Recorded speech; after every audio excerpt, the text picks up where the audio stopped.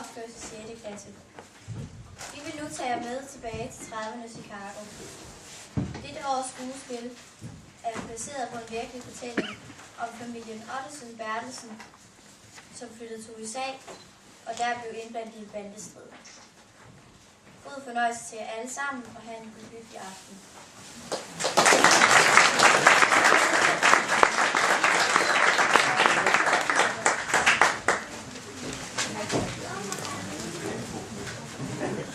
Vi skal have læsset alle kasserne, inden Al Capone kommer. Slap af, Big Jim. Vi er næsten færdige.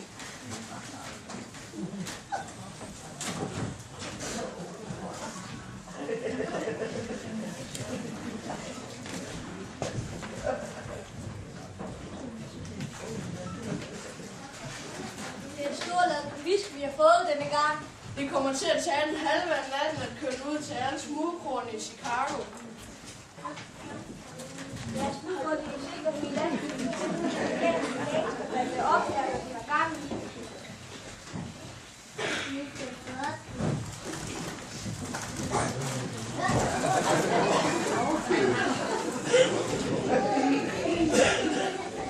Ken, hvor er du? Jeg er her, nede i kassen. Stod den kasse ikke derovre for? Det ser ud som om, de har bevæget sig. Har du drukket af flasken, Frank Dave? En hel kasse whisky kan da ikke bevæge sig selv.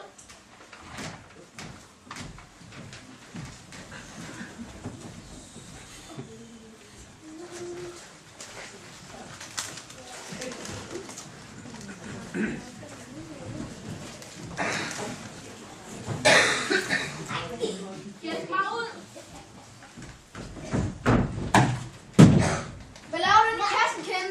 Lige da jeg tog de sidste flasker fra kassen, så de 2 gangster kørte i deres lastbil. Det var det eneste sted, jeg kunne gemme mig. Du er ikke rigtig klog. Vi må væk, inden I kommer tilbage. Nu mangler vi kun den her kasse, så den derovre. Den har bevæget sig igen. Hold nu op med det brød. Op i din kyllinghjerte er der i hvert fald ikke noget, der bevæger sig. Den er tom. Skynd dig at gå i dækning. Måske en lille Italy gang har allerede brugt den rouladen. Der kommer nogen.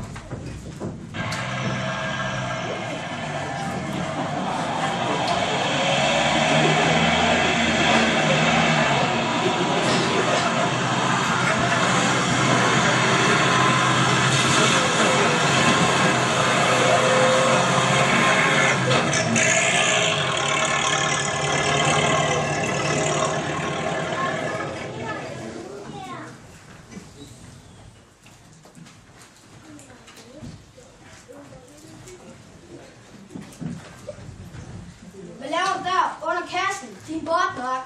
Al Capone. Godt, det var dig. Jeg gemmer mig for italienere. Tror du ikke, en maskingeværkugle kan trænge igennem den kasse der? Alle whiskyflaskerne mangler i den her kasse. Vi er sikre på, at det er den nye italienske bande, der har hugget dem. I får skaffet de flasker tilbage, ellers skyder hovederne af jer. Så blev de også klogere. Og kvinder. Nu går jeg ind og får en drink på min og spar, mens får I skaffet de flasker tilbage. Og jeg skal nok drikke jeres drink på min og spar. Du arbejdssøs fra en dag og Big Jim.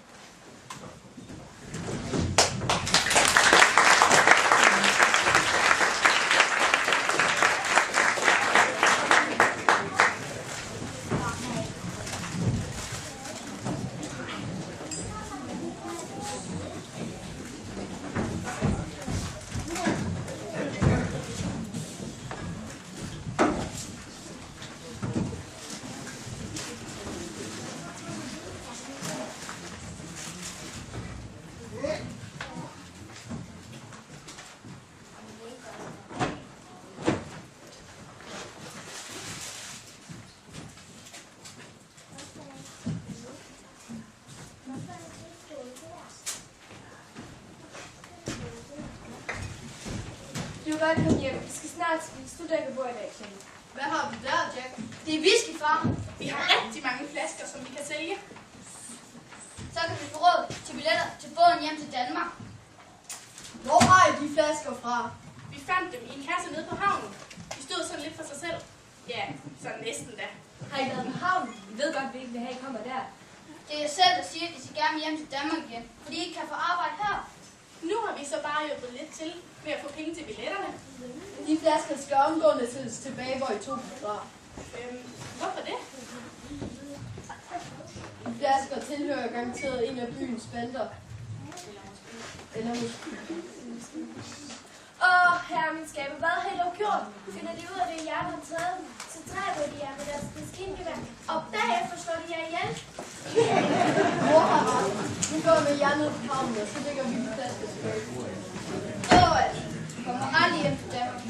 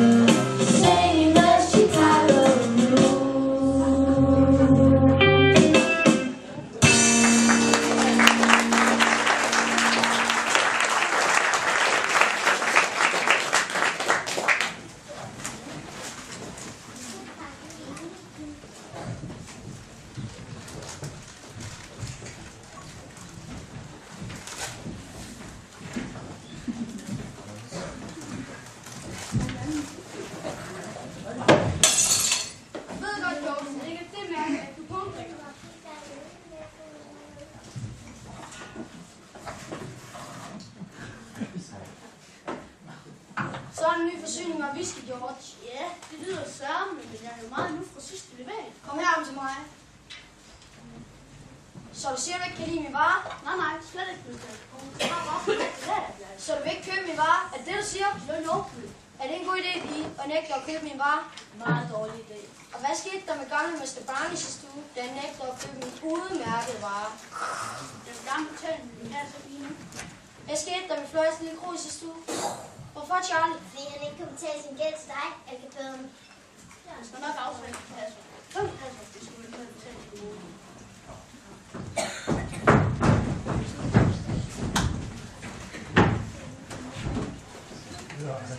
Har I ikke glemt jeres pistol?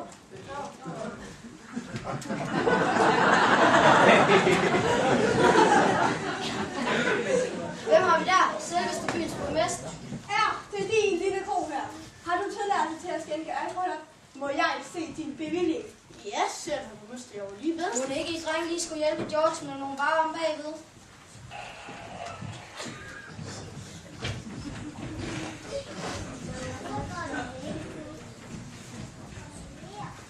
Er det ikke noget med, at deres kone godt kan lide smykker? Og de har vel også brug for en kasse cigar en gang imellem? Jo, det er Og deres børn, de skal vel også nå indskændt frem til skole. Ikke sandt, herre borgmester? Jo, det skal de sandelig. De er min dyrebareste. Og de vil også gerne vælges til borgmester igen. Ja, det var da planerne jo. Skal vi ikke så glemme, at de har været her på dette lille sted, hvor venner mødes? Jo, det lyder som en god idé. Jeg har faktisk allerede glemt, at jeg er her. Så lader vi George beholde sin lille biks her.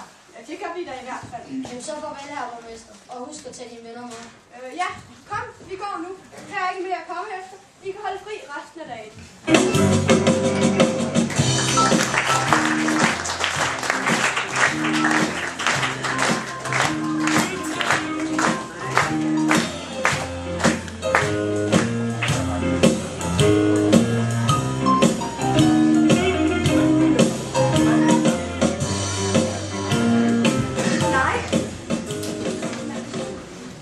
Jeg forstår altså ikke, hvorfor de flasker. Men det skal I altså bare. Men dig og mor vil da også gerne se familien i Danmark igen. Selvfølgelig vil vi det, men det er bare alt for farligt at lægge sig ud med byen med Østerbætter. Vi vil måske gerne hjem til Danmark i en kiste. Nej, men der er jo ingen. Der kommer nogen.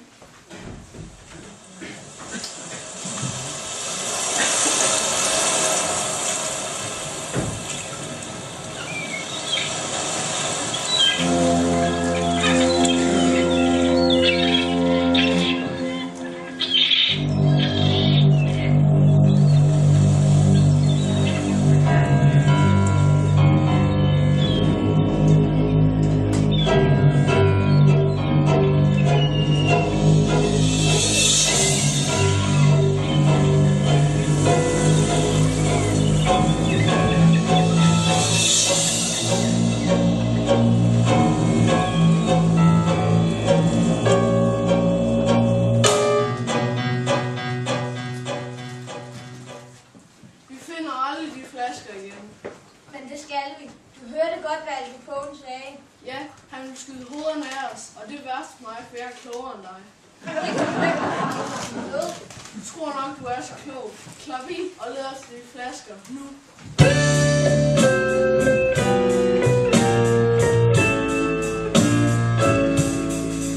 Det er let at se det triste i, hvad der er sket for os i nat.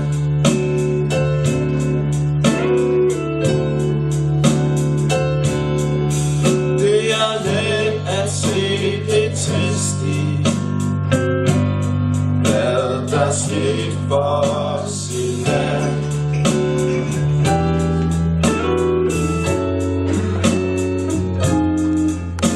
For vi har mistet whisky, det kan chefen ikke fatte.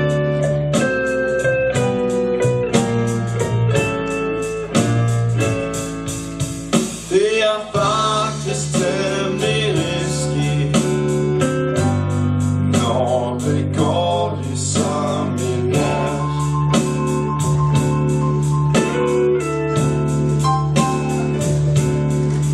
Det er faktisk temmelig risky,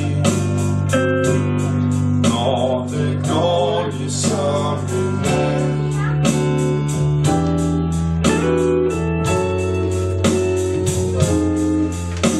At miste chefens whisky, det er ikke det rene pjat.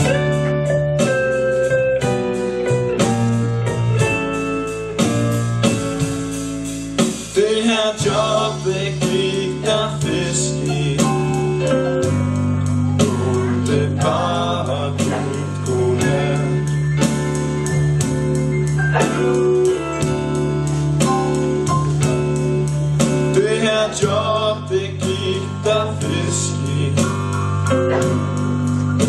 Det bare du skulle have.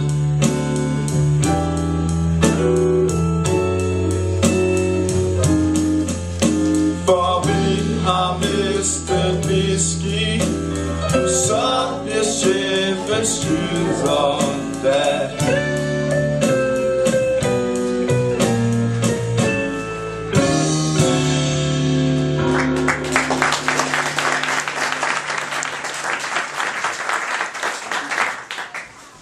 Har vi lidt over bag den turne væg? Jeg har ikke, og hvis du heller ikke har, så er der ingen af os, der har.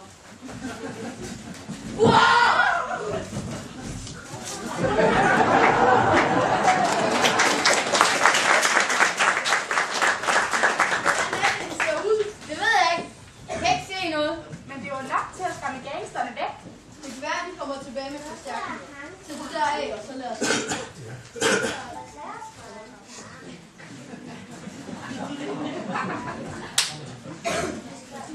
Der kommer nogen. Hjem, ja. Hvor? Bag muren, Ken. Kom.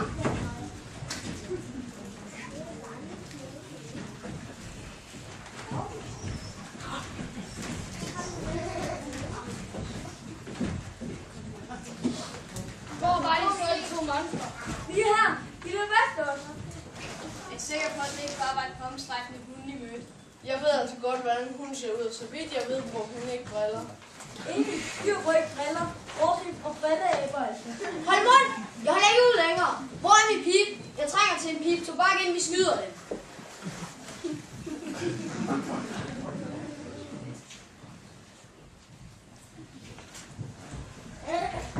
De flygter i svæklinger. Her er flaskerne. Vi fandt dem. Der er en hel kasse om bag ved væggen. Hvordan kan jeg vide, at I ikke selv har gemt dem for at sælge dem? Du kan jo spørge os. Har I selv gemt dem? Tror I, jeg er dum? Skyd det!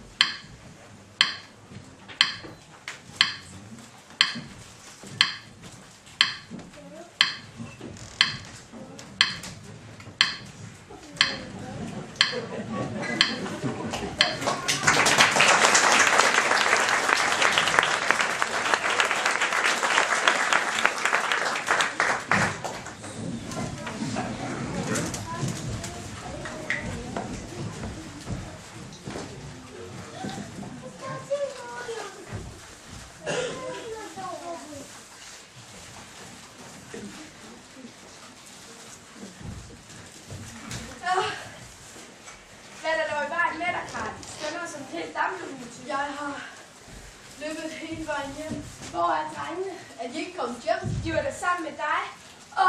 Herren skaber. Ved du ikke, hvor drengene er? Vi overvejede et slagsmål med Al Capones bande og en af de andre gangsterbander her i byen. Er det ikke dem, der prøver at overtage nogle af Jo. Jeg blev skilt fra drengene, da vi gik hjem hente os, og nu ved jeg ikke, hvor de er. Og her er min skaber, vi må tilkalde politiet. Der kommer ikke noget godt ud af, når bander slås. Det ender med, at uskyldige dør, og det skal ikke være mine drenge. Men politiet er jo bestukket. Der er ikke meget hjælp at hente der. Hvad så med borgmesteren? Da han blev valgt, lovede han at bekæmpe banderne her i byen. Det er jo derfor, jeg stemte på ham. Så noget lover politikerne altid i valgkamp. Han er ikke meget bedre end politiet. Jamen Karl, vi må gøre noget. Vi risikerer at kende, at Jack vil slå ihjel, og derefter levende begravet. Det kan også være, at de er på vej hjem lige nu. Måske har de bare taget en omvej for at søge på gangstudækket.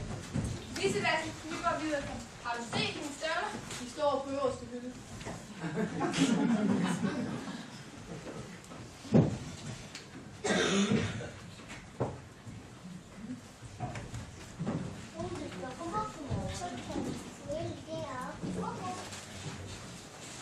Kom nu, vi skal finde vores drenge lidt for sent.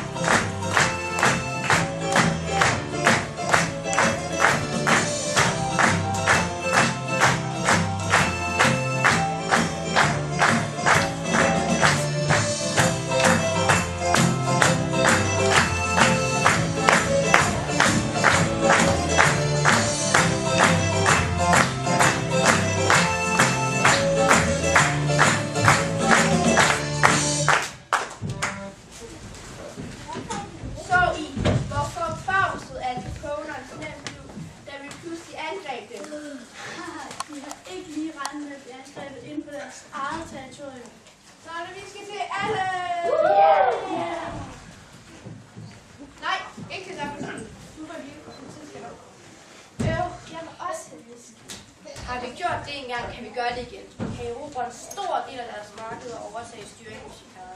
Pas nu på ikke at bruge for overhovedet, drenge. Så kan man nemt komme til at begå dumheder. Synes du ikke, far, at vi skal prøve at få mere magt i byen og overtage noget af det ulovlige salg af spiritus? Jo, bestemt, men brug i første omgang fisk i stedet for kugler. Hvad mener du? Udskynder, find deres svage punkt og stå til der. Ha, deres svage punkt er helt klart de 2 tummer. Big Jim og Frank Rio. Så send Margarita og Rena hen og spillet op til. De kan sikkert ikke stå for lidt kvindelig charme. Så kan de måske lokke lidt oplevelse ud af dem. Det kan vi jo på, at det er stort af spiritus. Ha ha ha ha. Margarita, Rena, kom her. Til tjeneste, Silvio. Har en lille opgave til jer, hvor I skal bruge jeres smukke lort og kvindelig charme. Vi har et par tumper, som I 2 skal lægge an på. Nå, Pascal, vil du ikke se nu så? Du skal jo ikke flytte sammen med ham, vel, skat? Lad os gå ud og spise alle sammen, så kan vi lægge planer under middagen.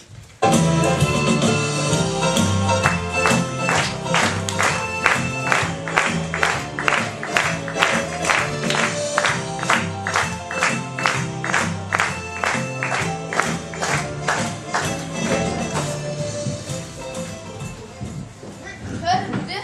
Hvis vi er smarte, så kan vi følge efter damerne.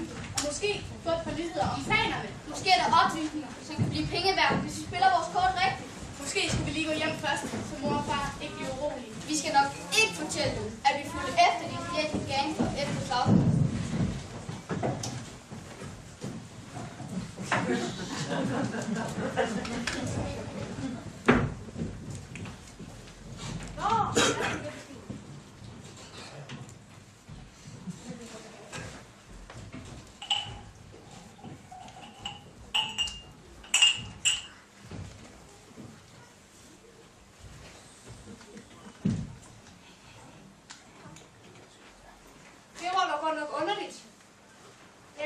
de 2 billeder før. Det der, det er godt nok. Det der, det er ikke.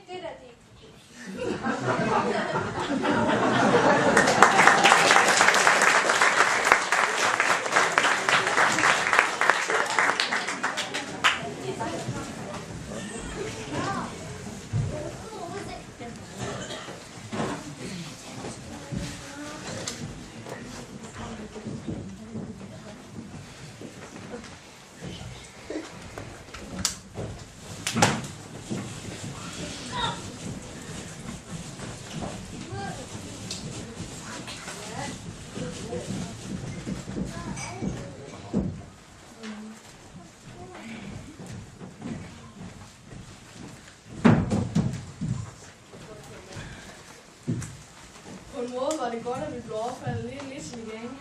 Hvorfor det? Kan du godt lide at få test? Og de er ikke kommet, så havde vi skulle været døde nu. Ja, så var det ikke sikkert, at vi kunne sidde her nu. Nej, selvfølgelig kunne vi ikke det. At Poul Skåne kommer med liv, vi redder hans. Ja, og det er kun ikke til næste gang, han bliver tosset. Og så slår han os ihjel igen. Måske skal vi finde et nyt sted at arbejde. Skal vi skåle over ved en nu? Hvor er vores krus? Så står her på bordet, og så ser vi til der i går. Og ingen whisky.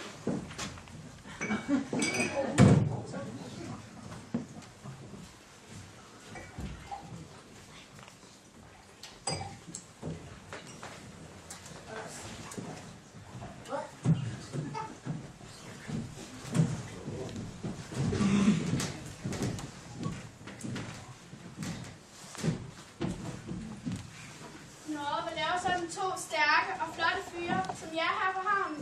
Vi sidder bare og snakker om det, vi snakker om. Vi sidder også ud og lukker snart. Det skal ikke blive vi har kun 2 krus. Der står der 2 mere der. Ja, gør det jo så lige pludselig. Mærkeligt. Der var det kun 2 krus.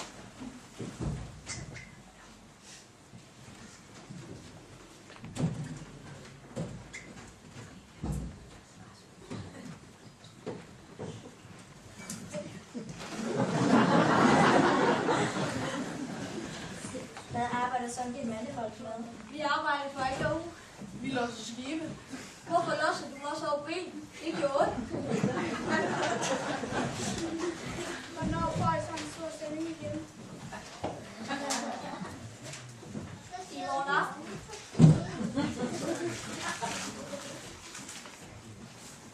Og det er whisky. Jeg elsker whiskykager. Big Jim. Kære Big Jim. Der skal nok blive en flaske whisky til dig. Nu synes jeg, vi har snakket nok. Vi skal hjem nu. I går med. Jeg kan altså godt selv følge hjem. Ja, men jeg vil godt holde lidt om dig. Jeg plejer ellers ikke at vælge.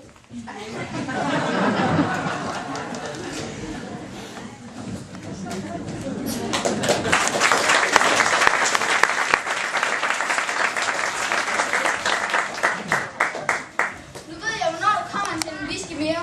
Det gør der i morgen aften. Og ham, den ene af gangsterne, har lige røbet det til de italienske gangsters kærester. Men hvad ingen af dem ved, er, at vi også ved det.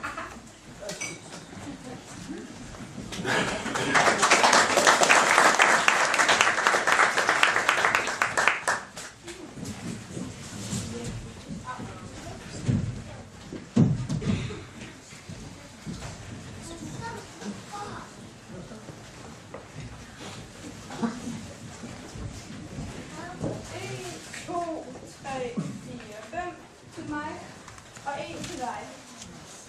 1, 2, 3, 4, 5 til mig og 1 til dig. Og lige en ekstra 1 til mig.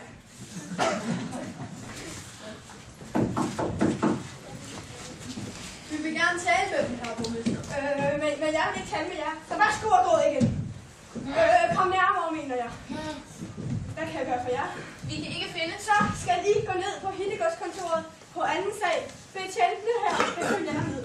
Vi kan ikke finde vores 2 sønner, som vi er bange for at blive taget til fange af. Capone, den rammel. Han tager ikke bare til fange. Vel betjente? Nej, herr borgmester. Det er det vist kun jeg her i byen, tror på. Jeg stemte på dig, da du stillede op til borgmesterposten, fordi du sagde, at du ville bekæmpe kriminalitet her i byen. Det er da skjort. se bare på politiet her. De har tid til at besøge mig på borgmesterkontoret, fordi der ikke foregår noget ulovligt ude i byen. Sikke noget brød. Du er lige så vandet som alle de andre.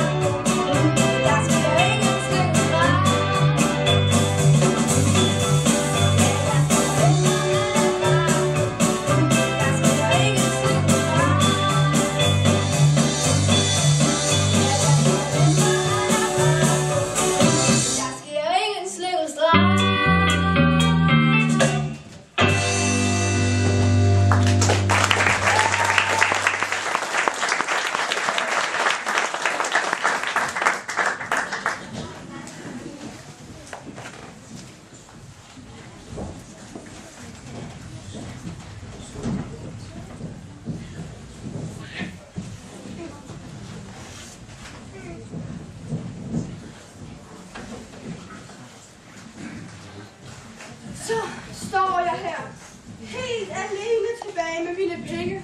Hvorfor skal den dumme familie også komme og ødelægge stemningen, når jeg tæller penge op? Jeg går mig en tur i byen.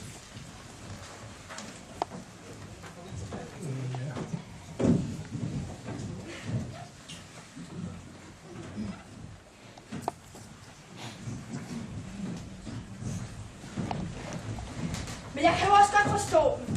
De er bekymrede for deres sønner. Og skal jeg være helt ærlig, så er ham Al Capone altså heller ikke en særlig rar fyr. Men Evelyn, hun ville jo så gerne have den pris.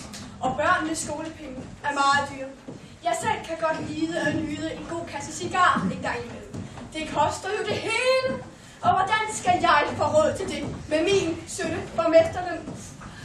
Får jeg mig arresteret, så løslader dommeren den bare. Og han er også bestukket. Hvad skal jeg gøre? Der var bare en eller anden, der kunne hjælpe mig.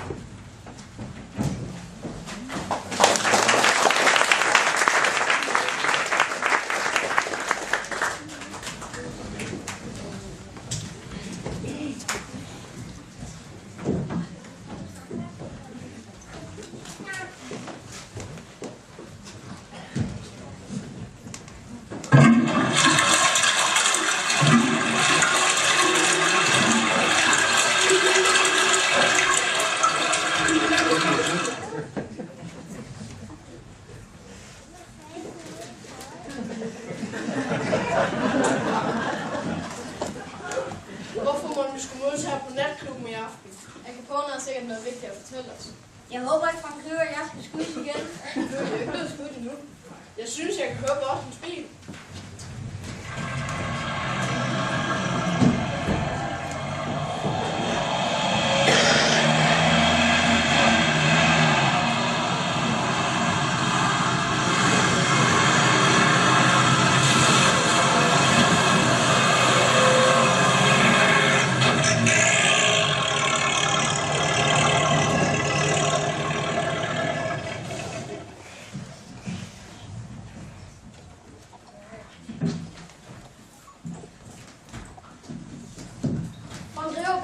I holder vagt ved indgangen, og jeg vil ikke forstyrre sin næste halve time. Og kigge lige på bilen, det lyder mærkeligt. Og lad nogen være med at lave fejl denne gang. Skal vi snakke om nyheden whisky, der kommer i morgen. Jamen snak ikke så højt. Tænk, hvis nogen slader for lidt til gang. Musik. Vi skal have musik. Så kan vi gå herover og snakke på forstyrret. Maestro.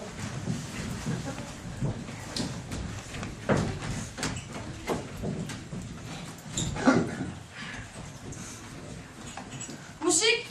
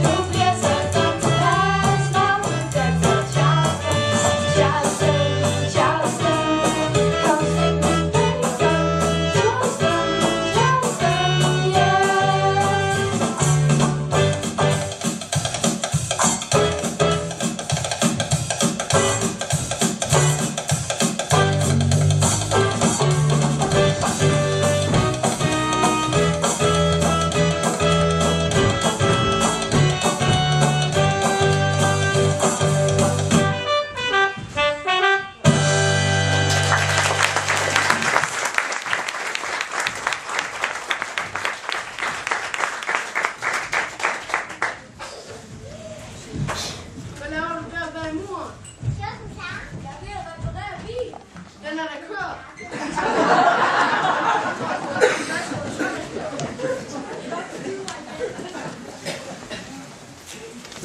Vi skal forbi vagten for at hen til Al Lad os snige os bag alle barstolene.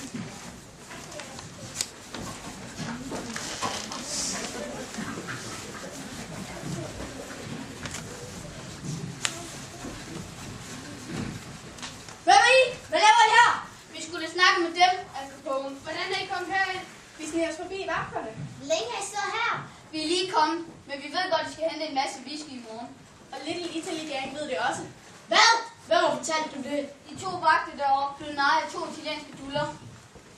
De 2 tumper igen. Nu bliver de skudt. Måske skulle vi vente til i morgen med at skyde dem. Hvad hvis italienerne angriber? Det gør de. Det har vi selv hørt dem sige. De møder frem i morgen aften for at stjæle hele ladningen. I er nogle vakse drenge. Her får I lidt penge. Og hvis det så går godt i morgen, så får I flere. Lad os komme ned til ham, hvis ikke med fætter. Men vi skal lige have de 2 tumper med, så de ikke laver flere ulykker. Vi bliver skudt i morgen. Hvis lidt lige til de gang ikke gør det, så gør jeg. Kom, vi kører. Bilen, den kører. Hold lige der. Det får jeg ikke drikke af.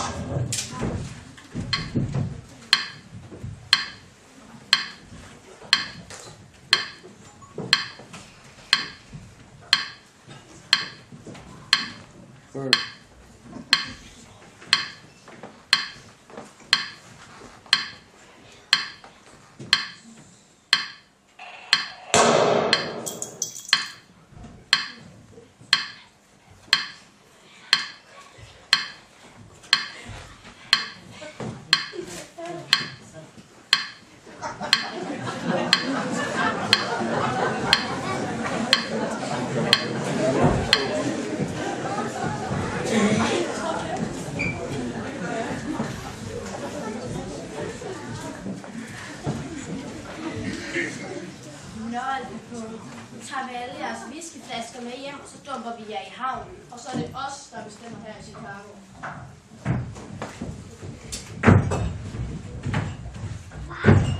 Det er os, der bestemmer. Smid jeres våben og læg jer ned på jorden. Det var godt, de kom og redder mig, herre borgmester. Læg dem ned, Al Capone. Du og dine banditter og dine italienske kollegaer er taget på færds gerning. Må det ikke et par pengesedler kan løse hele denne misforståelse? Læg dem ned, Al Capone, eller jeg skyder dem ned.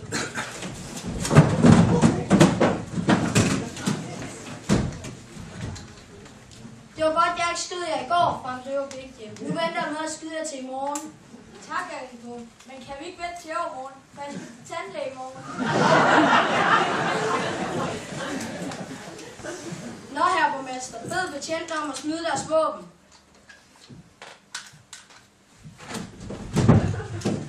Nu gør det bare, som der bliver sagt.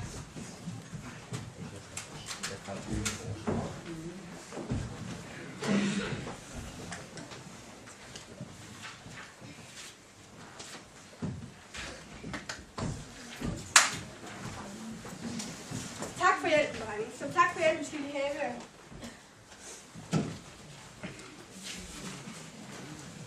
$10.000 i besøg. Hvad? Jeg to? I fik et stort på en pengeseddel af mig i går for at afsløre lidt intelligens planer. Jack og Kenneth har I arbejdet sammen med Al Capone. Hvad tror du selv, far? Vi aner ikke, hvad han snakker om. I går på min tur rundt i byen mødte jeg Jack og Kenneth, som kunne fortælle mig om nogle planer, de havde hørt om fra et par tumper. Jeg skyder jer to, sammen med de to tummer derovre. Nej, Al Capone, for du skal i fængsel. Jeg er ude, inden der er gået en uge. Jeg kender dig mig, og når jeg først er på fri fod igen, så kommer jeg efter jer to. Ha! Der sidder vi på en båd hjem til Danmark. Det har vi nemlig råd til nu. Ah!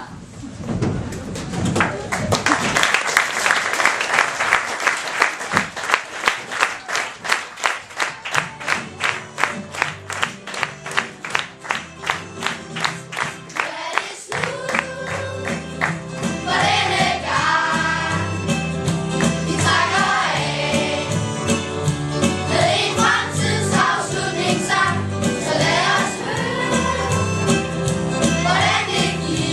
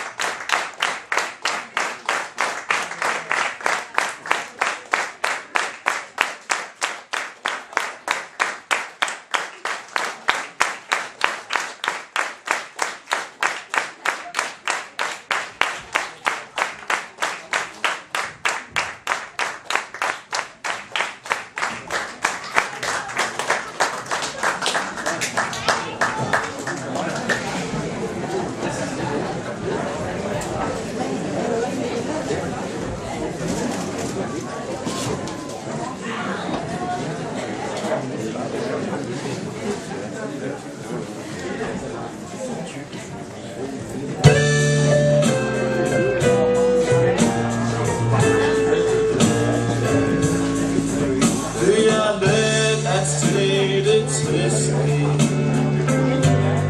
Hvad der skete for